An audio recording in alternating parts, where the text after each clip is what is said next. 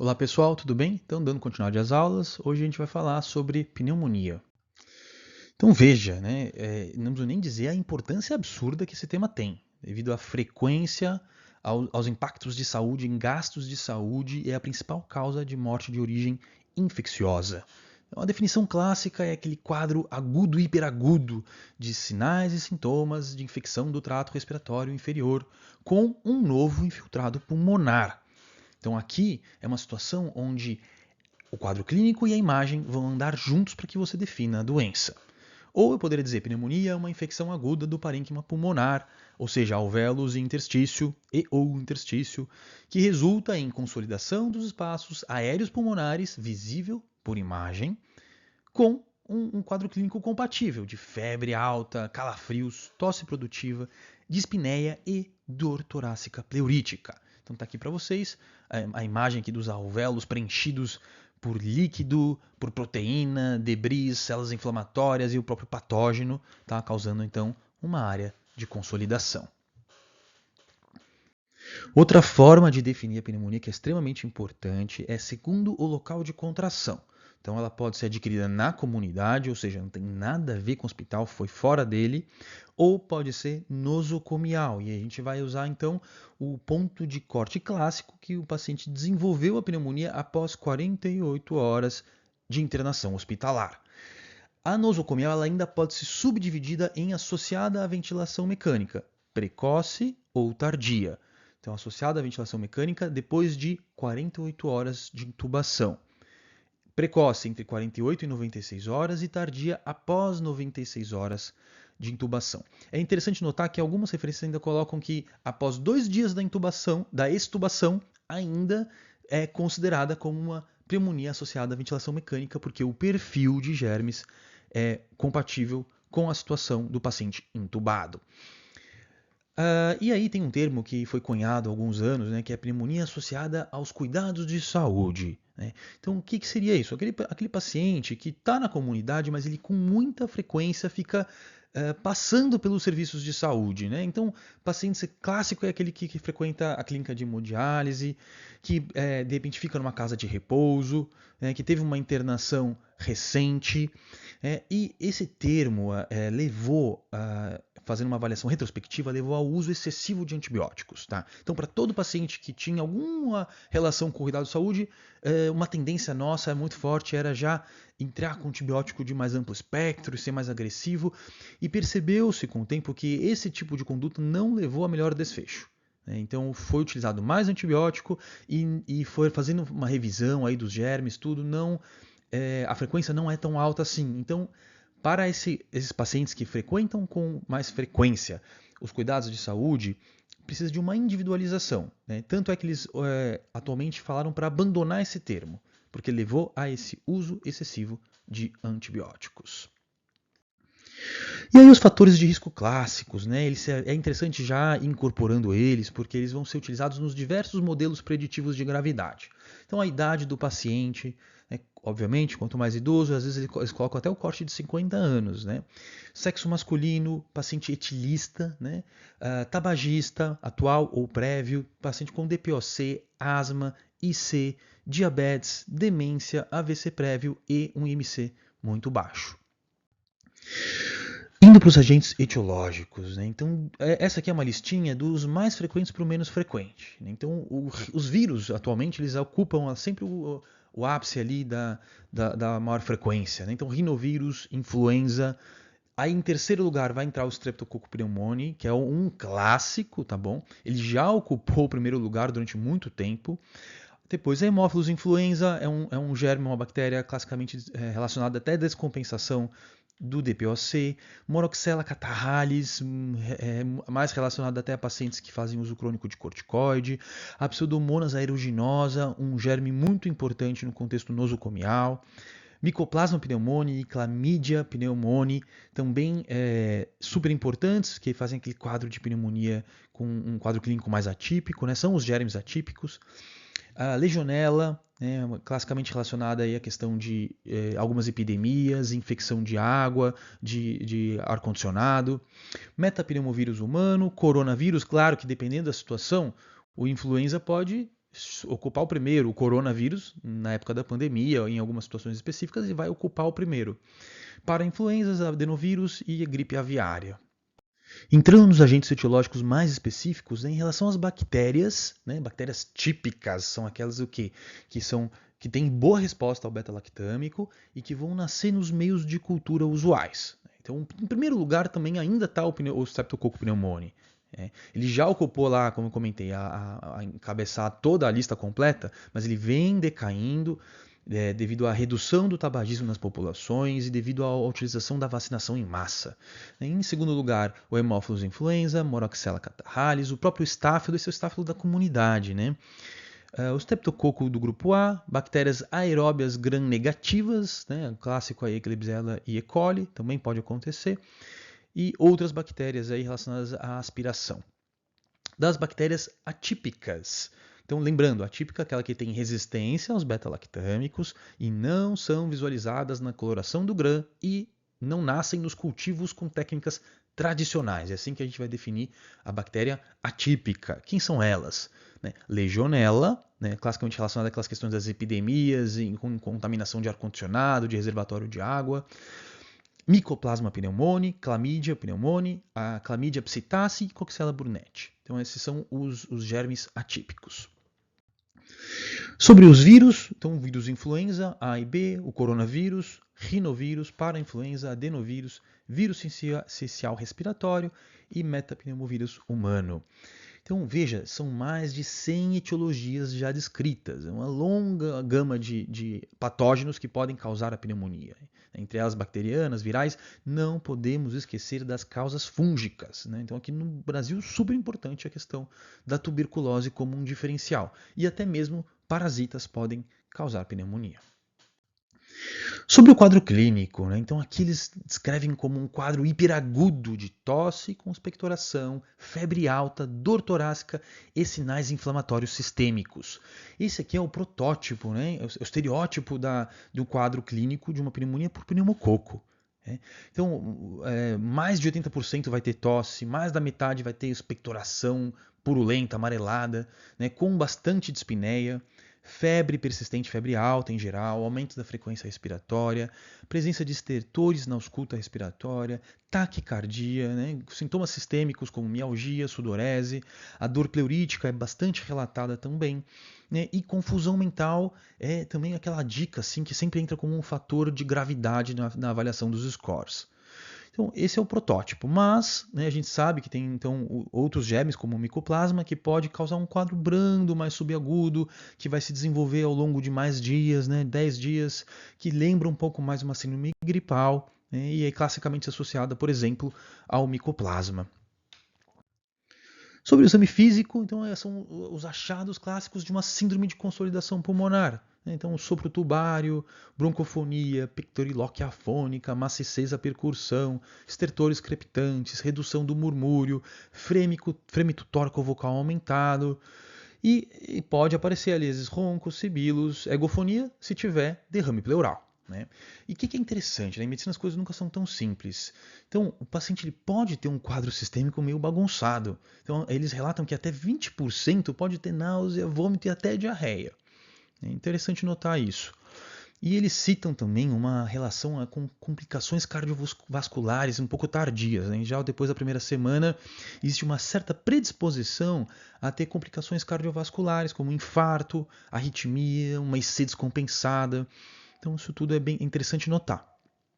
E aquela questão clássica do idoso.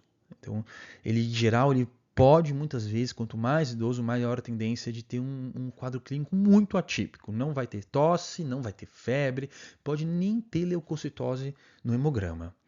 E aí ele aparece para você com uma apresentação muito inespecífica de queda do estado geral e confusão mental, e por isso aquela questão da gente ter que pesar a mão na propedêutica armada, e um raio-x de tórax, uma urina 1, porque daí ele já está confuso, não consegue referir sintomas. Isso é bastante importante. Achados laboratoriais, então, assim, claro, estou me referindo aqui à pneumonia bacteriana, né? Então, leucocitose escarrada de 15 a 35 mil, muitas vezes com desvio à esquerda. E tem esse achado que é interessante, né? Que é bastante sugestivo de infecção bacteriana, que são as granulações tóxicas, né? Nos neutrófilos, essa espécie de corpúsculo aqui que aparece, eles colocam muitas vezes ali, ó, descrito no hemograma. Leucopenia é muito importante? Sim, porque ela é um grande marcador de pior prognóstico. E alguns germes específicos podem fazer outras situações, como hiponatremia, elevação de enzimas hepáticas, que é o caso da legionela. Sobre a radiografia de tórax, né? Então, veja, a gente na nossa realidade vai indicar para todos os pacientes. Todos eles merecem radiografia de tórax. Mas só para aceitar, é interessante ver que o consenso britânico ele fala, ó, aquele paciente que você classificou como baixo risco, num contexto de unidade básica, né? Então na UBS, bem ambulatorialzão, você poderia nem solicitar a radiografia, né? Veja.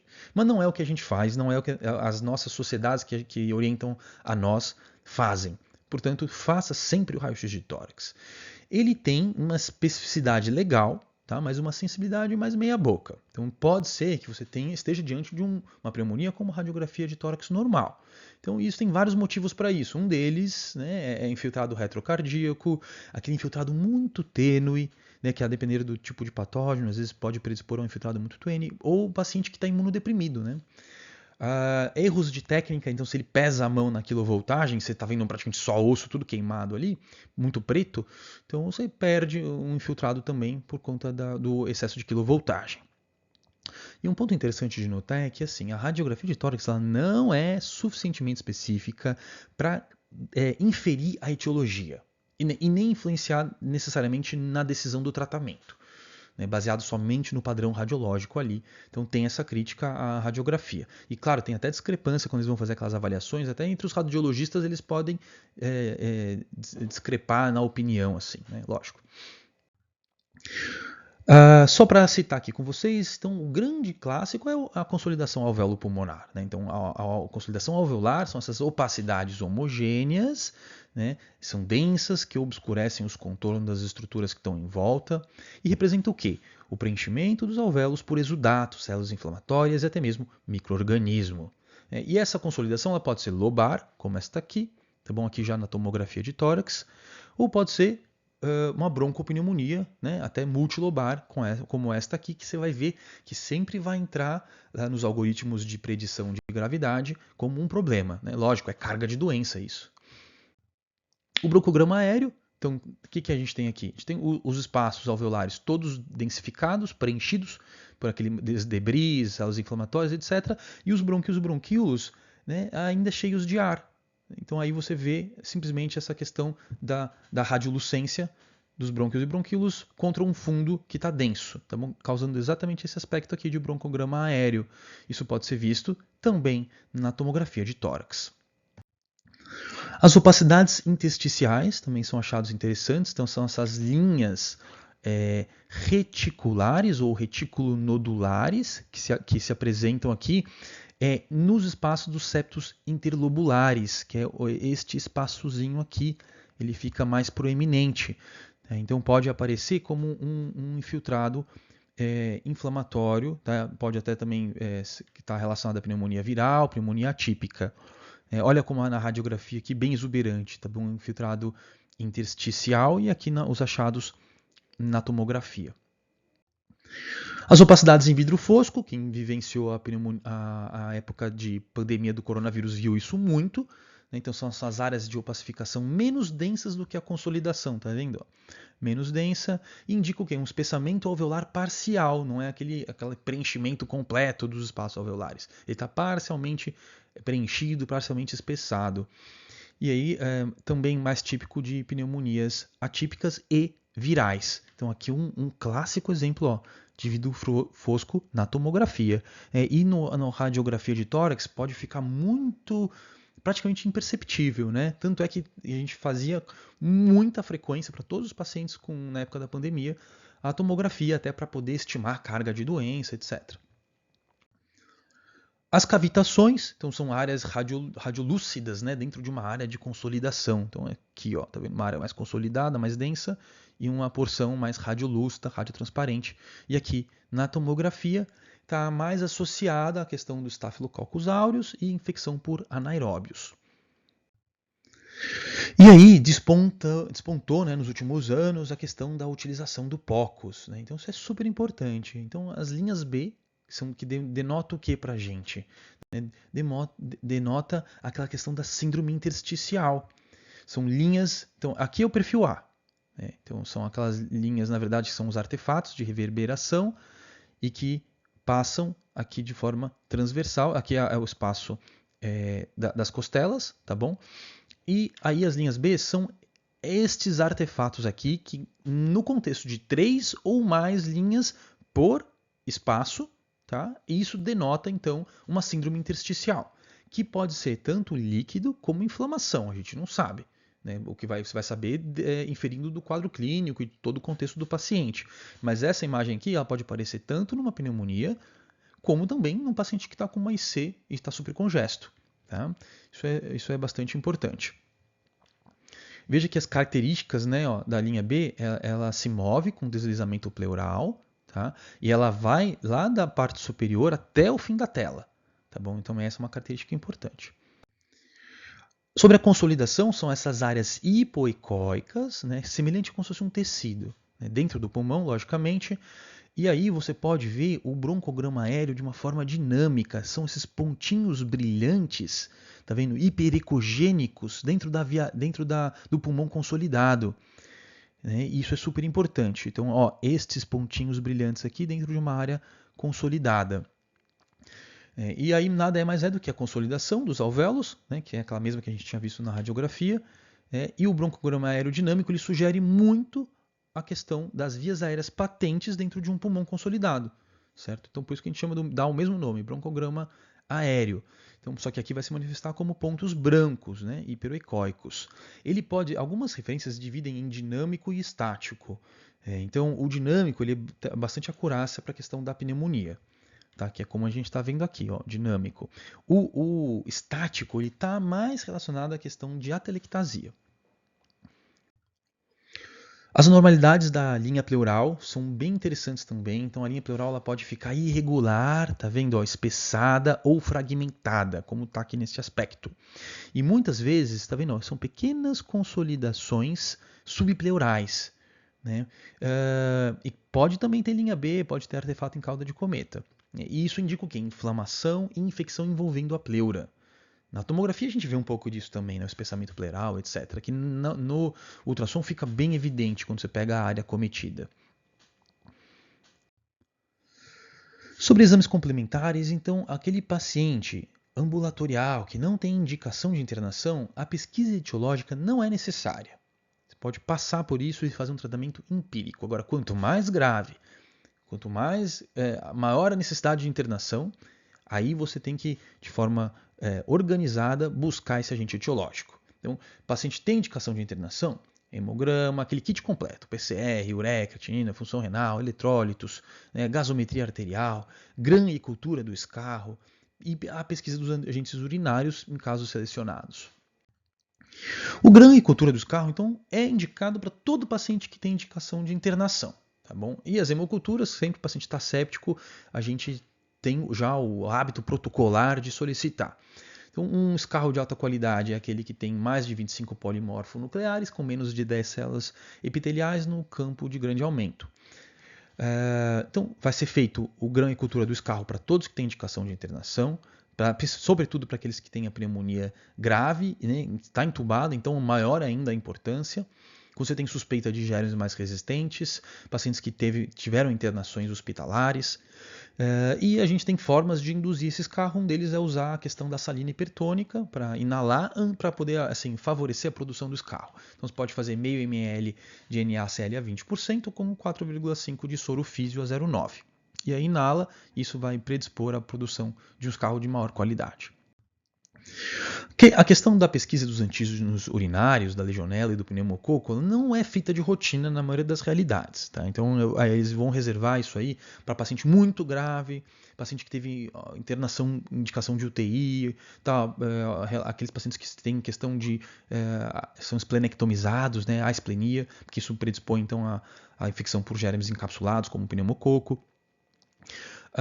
Sobre a questão da procalcitonina, né? Então era uma promessa assim, de ajudar a gente na fase inicial a determinar se vai dar antibiótico ou não. Até agora, ela não teve a acurácia necessária para isso.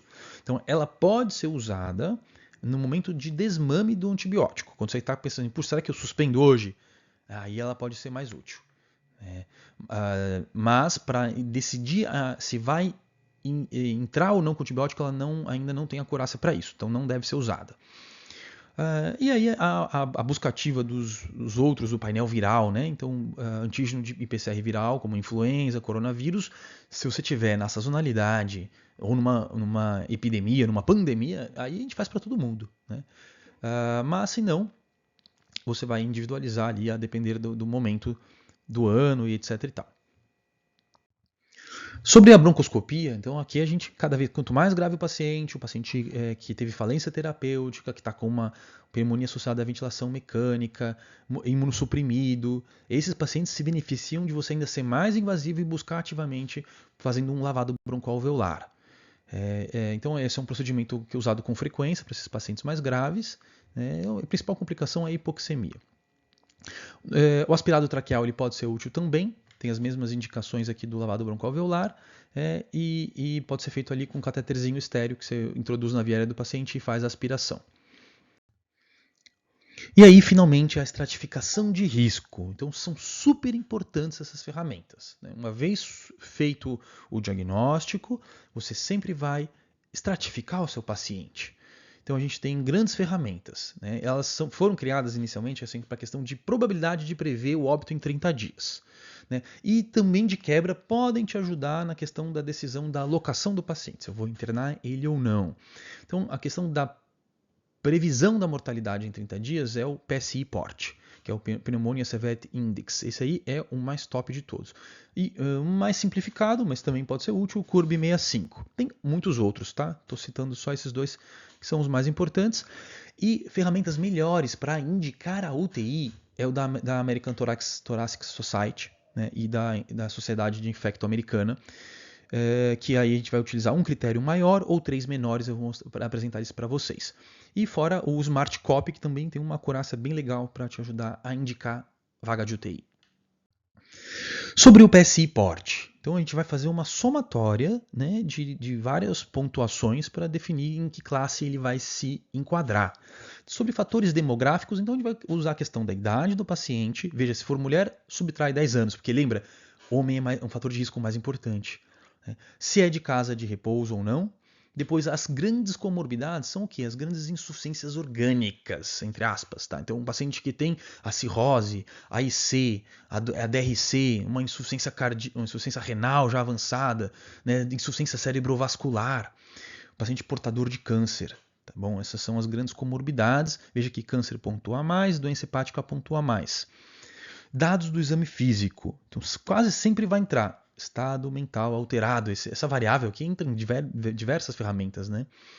Frequência respiratória acima de 30, PAS menor do que 90, temperatura muito baixa ou muito alta, frequência cardíaca acima de 125.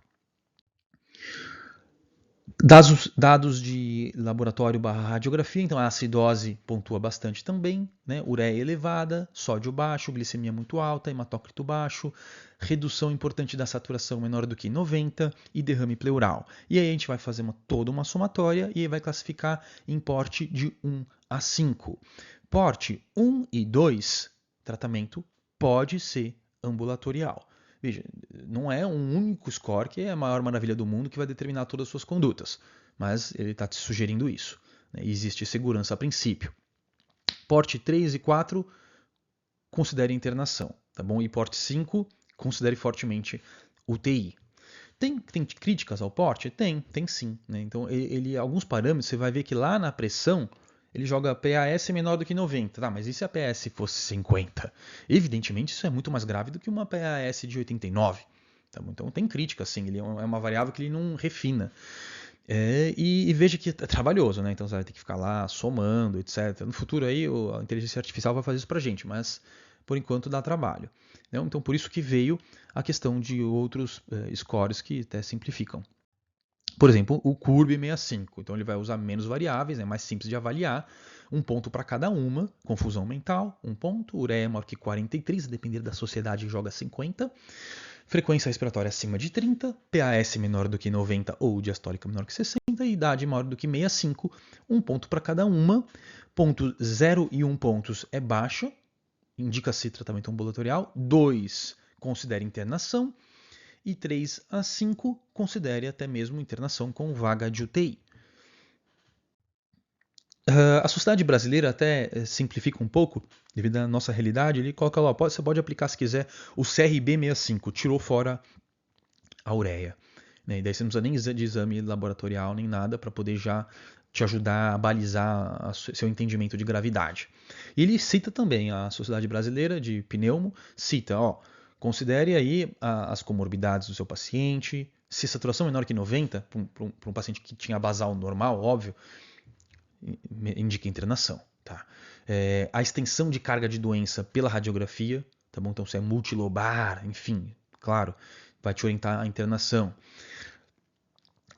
Ver a questão de cuidados familiares, né, suporte social, capacidade de entendimento da prescrição, então a escolaridade do paciente, são vários pontos que você vai somando aí na sua cabeça mesmo.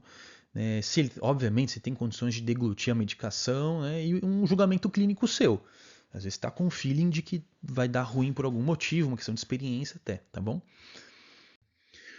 E aí, aqui os critérios que vão te ajudar a determinar a vaga de UTI. Veja, esses são os critérios da American Thoracic Society. E aí, os dois maiores, é muito fácil, né, gente? Pô, o cara tá com um vasopressor e tá entubado, ninguém tem dúvida de que tem que ir para UTI. Mas a questão são os menores, né? Então, 3 ou mais menores também indica a vaga de UTI.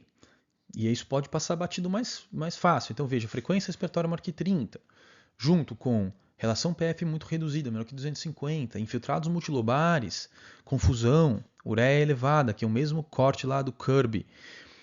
Leucopenia, hein? Não é leucocitose, aqui é leucopenia que ele coloca, menor que 4.000, trombocitopenia, né? Hipotermia e hipotensão que requer ressuscitação volêmica agressiva.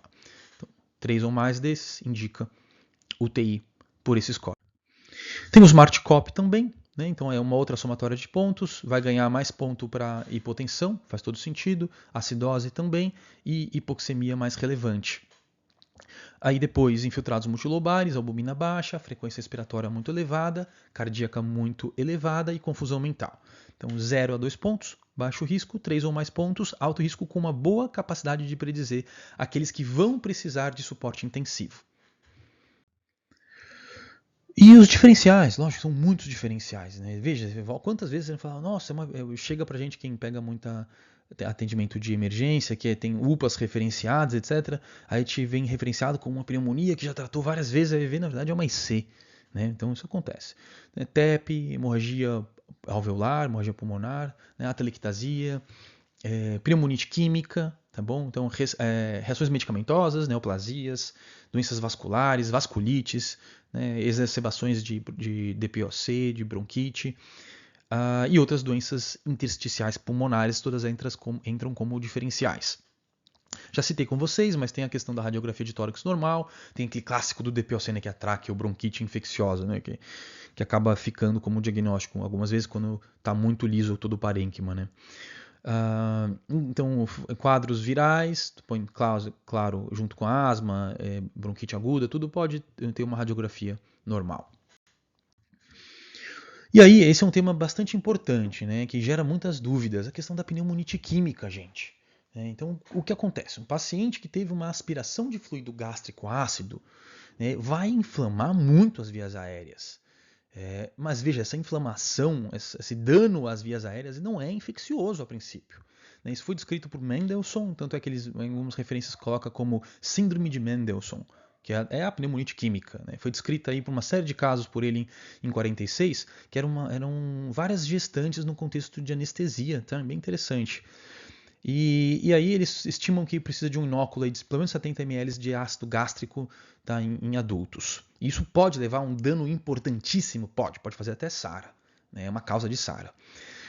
Mas veja, a maioria dos pacientes eles vão abrir um quadro abrupto de dispneia, tosse, hipoxemia, taquicardia, até uma febre baixa, pode ter crepitação, lógico, sibilos, que inflama a via aérea, né?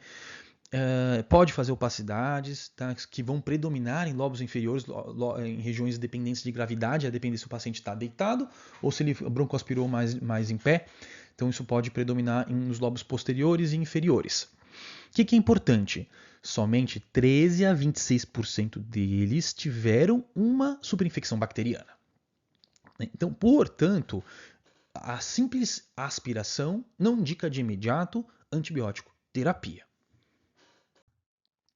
E aí, mais claro, você pode ter uma pneumonia aspirativa, certo? Que aí sim, depois de um tempo predisposto, houve inóculo de grandes quantidades de bactérias, né, que podem ou não ser anaeróbias. Os estudos citam exatamente isso, que superestimou-se a importância do anaeróbio na questão da aspiração.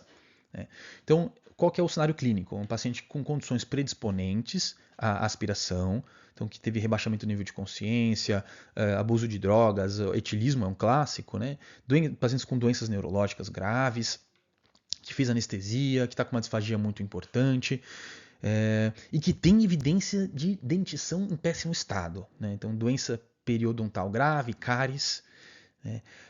E o quadro, quando é decorrente por infecção de anaeróbios, ele tem um início indolente, né? Com sintomas, não tem tanto calafrio, não é aquela coisa hiperaguda, né, do pneumococo, como eu comentei. Então é um quadro mais brando, mais indolente. Quando às vezes tem escarro, é um escarro de odor pútrido, né, podre. E são mais comum em infecções tardias como abscesso e uma pneumonia necrosante e empiema. E aí vem aquela discussão, quando que eu vou dar o antibiótico? Então, o que ele fala para você? Então, o paciente que, com um cenário clínico, ele broncoaspirou, desenvolveu um contexto clínico de infecção, né? Então, ele está com leucocitose, ele está com PCR elevado, ele está fazendo febre, então tem sinais claros, um escarro pútrido, aí sim, você está apto, deve entrar com antibiótico. Né?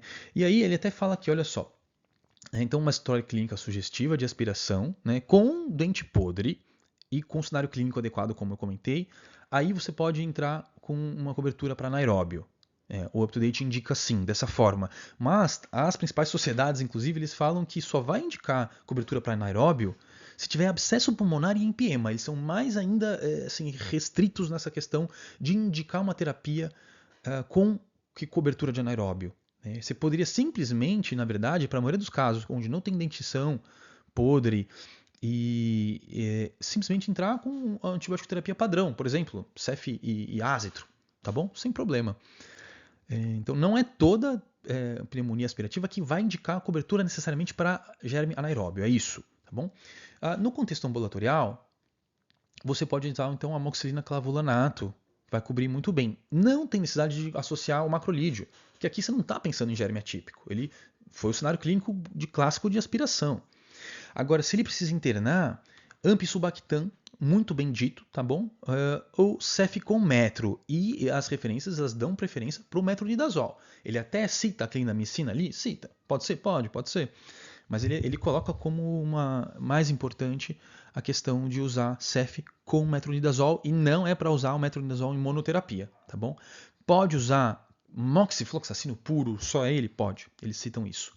Né? E para o paciente mais grave, num contexto até de aspiração nosocomial, aí o pipetazo.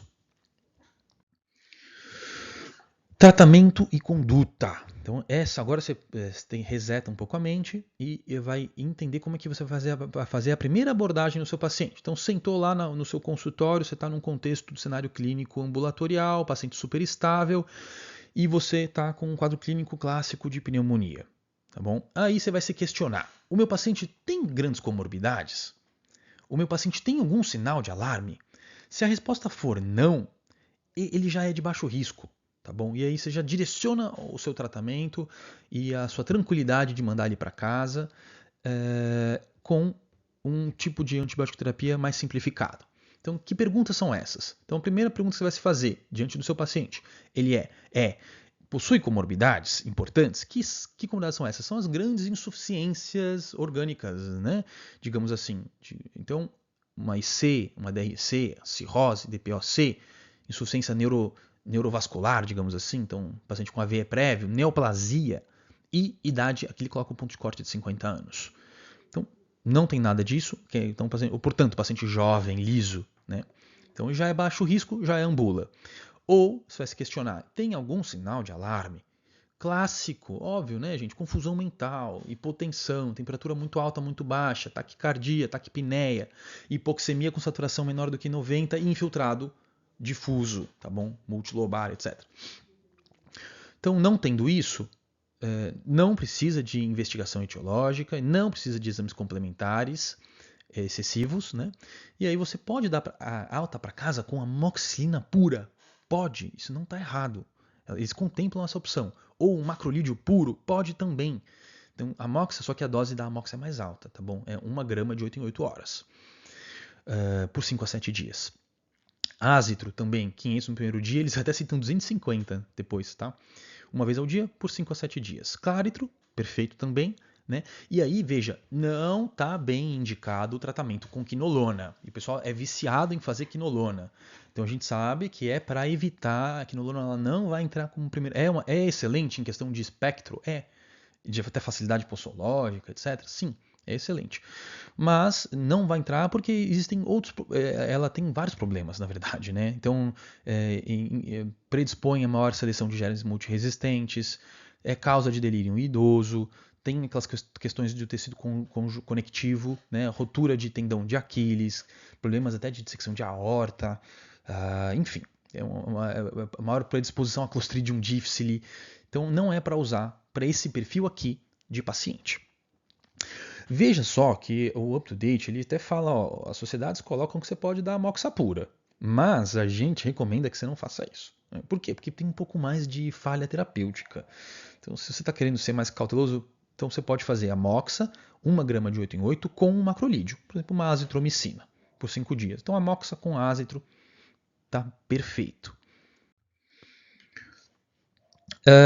A questão do paciente que tem comorbidades. Tá? Então, são a presença de fatores modificadores de doença, que são as grandes comorbidades mais relevantes. São as mesmas que eu já citei, praticamente as mesmas. Que é o que? Paciente com DPOC, que tem IC, tem cirrose, tem doença renal crônica, etilista, tem câncer, e eles se colocam aqui também a asplenia.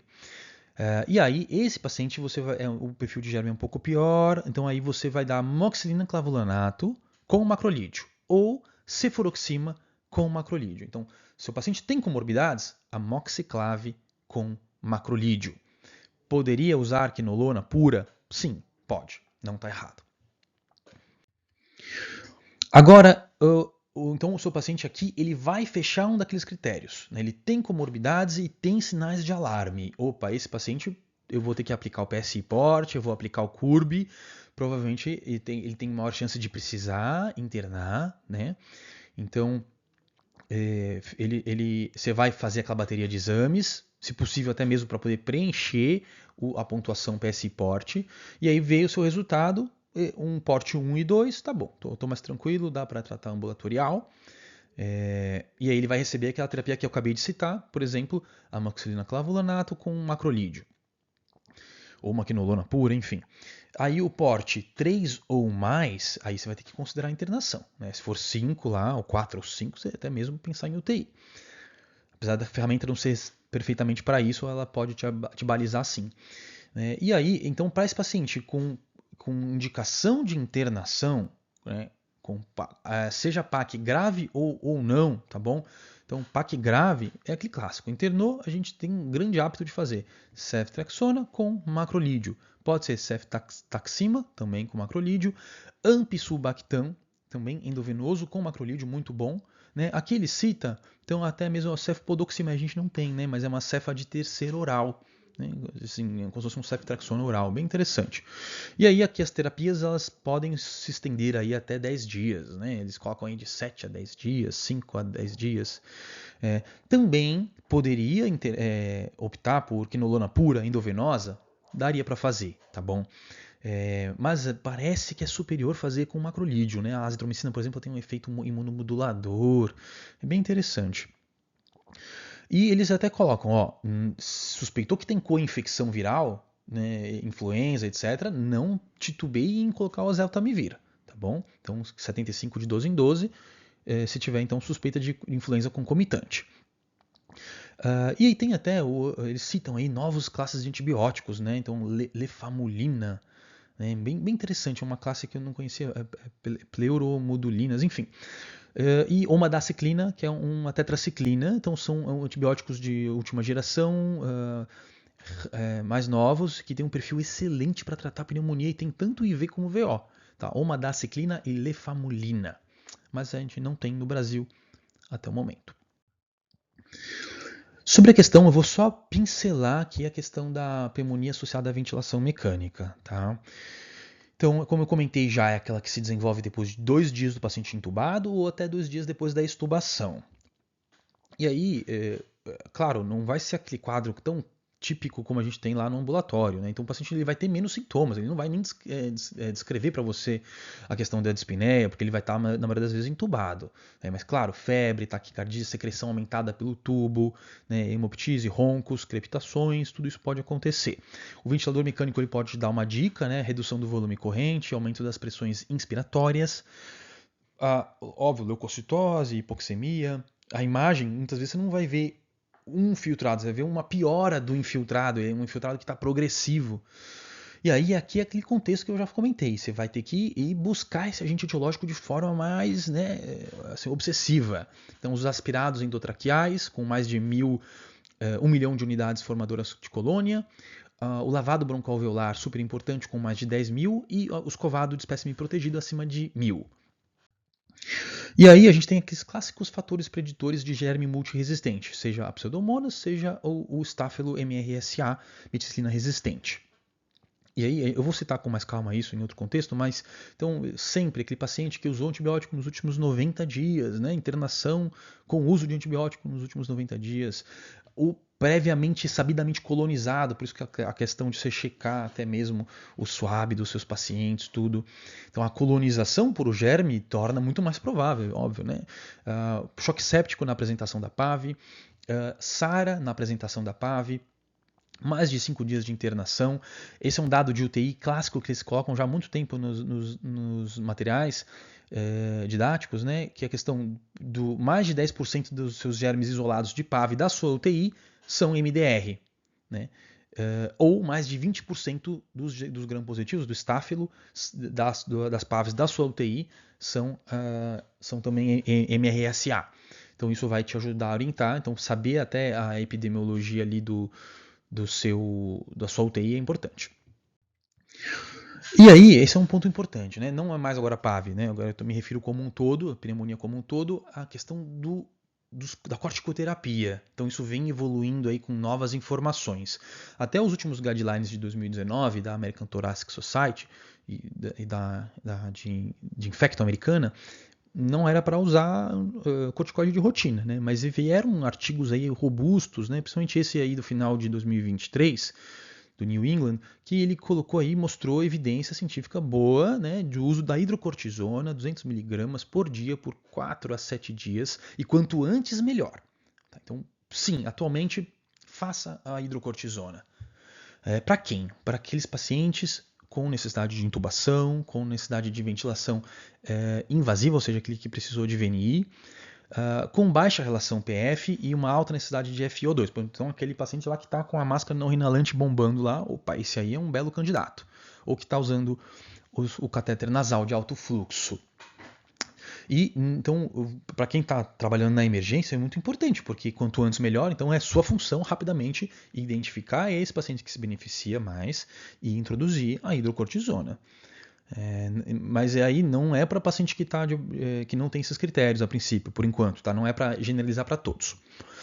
Outros contextos que a gente usa o corticoide, né? Então, o choque séptico refratário, por sinal é a mesma dose, né? Veja, o estudo é feito com 200 em bomba ao longo do dia inteiro, mas é totalmente aceitável fazer aqui 50 de 6 em 6. A gente faz isso inclusive para o choque refratário. Exacerbação de asma e DPOC, que a gente já aplica para essas patologias, e para o coronavírus a gente usa mais a Dexa, né? E aí, cuidado que o estudo lá, ele excluiu o paciente com sangramento de TGI recente, gestantes e imunocomprometidos. Então, sempre gera essa dúvida, né? Puxa, será que eu preciso iniciar um antibiótico de mais amplo espectro, cobrindo uma pseudomonas, cobrindo um MRSA do meu paciente? Aqui, então, é como você vai orientar o seu racional. Então, se o seu paciente tem um uso de antibiótico endovenoso nos últimos 3 meses, opa! Então, provavelmente sim. Né? Se o seu paciente tem uma doença pulmonar estrutural clássico que eles descrevem, bronquiectasias, fibrose avançada, uso frequente de corticosteroides, então aquele DPOC que fica usando corticóide toda hora, pacientes com neutropenia grave e colonização sabida para pseudomonas. Esses pacientes, associados a um cenário clínico de gravidade, aí você está super bem respaldado em iniciar um antibiótico de amplo espectro cobrindo esse germe, cobrindo a pseudomonas. Né? Então o clássico pipetazo, tá bom? Pipetazo, 4.5 EV de 6 em 6. Veja, a dose aqui, a posologia, você tem que adaptar se o seu serviço faz ou não a infusão estendida. Né? E aqui o UpToDate, algumas referências colocam com uma quinolona antipseudomonas. Então é os dois. Tá? Para essas referências aqui é isso. Então pipetazo com levo, cefepime com cipro, ceftazidima. A ceftazidima é um pouco pior, tá? Eles colocam para aqui para pseudomonas, tudo. Mas, então, vai sim associar a quinolona, cipro EV, 400 IV de 8 em 8, ou levo, 750 IV uma vez ao dia. E é claro, aí você vai individualizar, né? Se o meropenem e o imipenem, os carbapenêmicos, é um nível a mais, né? Então você vai ter que saber individualizar, a depender se você já tem um perfil de germe já isolado. Só para citar aqui com vocês também, tem muitas classes de antibióticos que a gente não tem acesso fácil, né? Ceftalozano com tazobactam, ceftazidima com avibactam. Esse aqui, muito hospital aí de ponta usa, que é o Torgena, né? Para pseudomonas do mal, aí, até resistente a carbapenêmico. Sobre a questão do MRSA, então é o estáfilo do mal, tá? Como é que eu vou cobrir esse estáfilo? Então, de novo, paciente que está colonizado por esse estáfilo, paciente que faz hemodiálise de longa data, internação recente com uso de antibiótico endovenoso nos últimos 90 dias. Né? E aí tem alguns dados de exame físico que podem te direcionar pensando em estáfilo. São aqueles infiltrados cavitários com necrose, o paciente que já está invadido com acesso central, que tem um derrame que aumenta muito rápido, né, que é sugestivo de empiema, aqueles que fazem hemoptise pura, que teve uma influenza concomitante, né, alguns achados de pele também, exantema e pústula na pele. Isso tudo são dicas que vão te orientando. Então, neste cenário clínico aqui, num contexto de gravidade do paciente, justifica-se a utilização. Gravidade, eu digo que está chocado, entubado pela pneumonia, né? Tá bom? Aqui nesse contexto você está autorizadíssimo a já introduzir cobertura com vancomicina ou linezolida. Ele cita aqui, só para colocar para vocês, que essa associação de vanco com pipetazo não é legal, parece que isso potencializa a lesão renal, tá bom? Então, de repente, se for colocar uma vanco junto, optar por um ceftazidima, uma cefepima, tá bom?